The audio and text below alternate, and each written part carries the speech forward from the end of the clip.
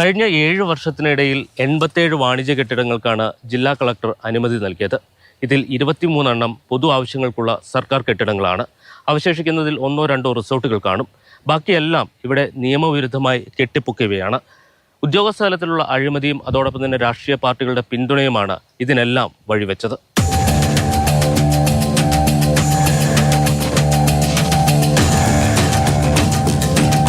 2010 ഹൈക്കോടതി ഉത്തരവ് പ്രകാരം മൂന്നാറിലെ 7 വില്ലേജുകളിൽ എല്ലാ നിർമ്മാണത്തിനും റവന്യൂ വകുപ്പിന്റെ NOC വേണം. റിസോർട്ടുകൾക്കും ഹോട്ടലുകൾക്കും NOC നൽകാറില്ല. വീട് നിർമ്മിക്കാൻ NOC വാങ്ങിയ ശേഷം നിർമ്മാണം പൂർത്തിയാക്കുമ്പോൾ റിസോർട്ടോ ഹോട്ടലോ ആക്കി മാറ്റുന്നതാണ് ഇപ്പോൾ ഇവിടെ നടക്കുന്നത്. നിയമലംഘനങ്ങൾ ഓഡിറ്റ് ചെയ്യേണ്ട റവന്യൂ തദ്ദേശ സ്വയംഭരണ സ്ഥാപനങ്ങളിലെ ഉദ്യോഗസ്ഥർ ഇതിനു നേരെ കണ്ണടയ്ക്കും. ഇതിനെക്കുറിച്ച് പല തരത്തിലുള്ള പരാതികൾ നമ്മൾ ഉന്നയിച്ചിട്ട് പോലും അതിനൊക്കെ മറികടന്നു കൊണ്ട് തന്നെയാണ് ഉദ്യോഗസ്ഥന്മാരുടെ സഹായത്തോടു കൂടി ഇത്തരത്തിലുള്ള നിർമ്മാണങ്ങൾ നടന്നു വന്നുകൊണ്ടിരിക്കുന്നത്.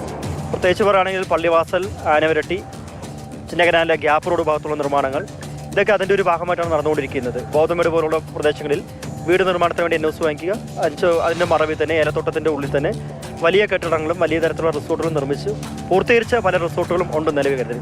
അപ്പം അത് നിയമത്തിൻ്റെ മറവിൽ അല്ലെങ്കിൽ ഈ പറയുന്ന NOC എന്നൊരു പേരിൻ്റെ മറവിൽ നിന്നുകൊണ്ട് നടത്തുന്ന ഒരു തട്ടിപ്പാണ് കാര്യത്തിൽ. അതിനെക്കുറിച്ച് പ്രത്യേക തരത്തിലുള്ള അന്വേഷണം നടത്തേണ്ടതാണ് കാര്യത്തിൽ. കോടതി ഇത്തരം കാര്യങ്ങളാണ് പരിശോധിക്കേണ്ടത്.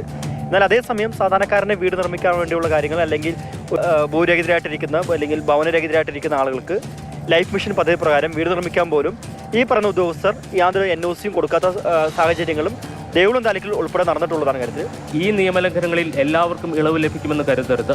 ഒരു സാധാരണക്കാരൻ ഒരു പെട്ടിക്കട നിർമ്മിച്ചാൽ ഉദ്യോഗസ്ഥർ നിയമത്തിന്റെ ബുൾഡോസറുമായി എത്തും. വയനാടുണ്ടായ ദുരന്തത്തിന് ശേഷം ഇടുക്കിയുടെ മലയോര മേഖലയിൽ ആളുകൾ ഭീതിയോടെയാണ് കഴിയുന്നത്. പക്ഷേ ഈ ദുരന്തങ്ങളൊക്കെ നമ്മൾ വളരെ പെട്ടെന്ന് മറന്നു പോകും. ഈ അനധികൃത നിർമ്മാണങ്ങൾക്ക് നേരെ കണ്ണടക്കുകയും ചെയ്യും. മൂന്നാറിൽ നിന്ന് വിനു കാഞ്ഞിരപ്പള്ളിക്കും നിഖിൽ ജോസഫിനുമൊപ്പം ജെയിനസ് രാജു, മാതൃഭൂമി ന്യൂസ്.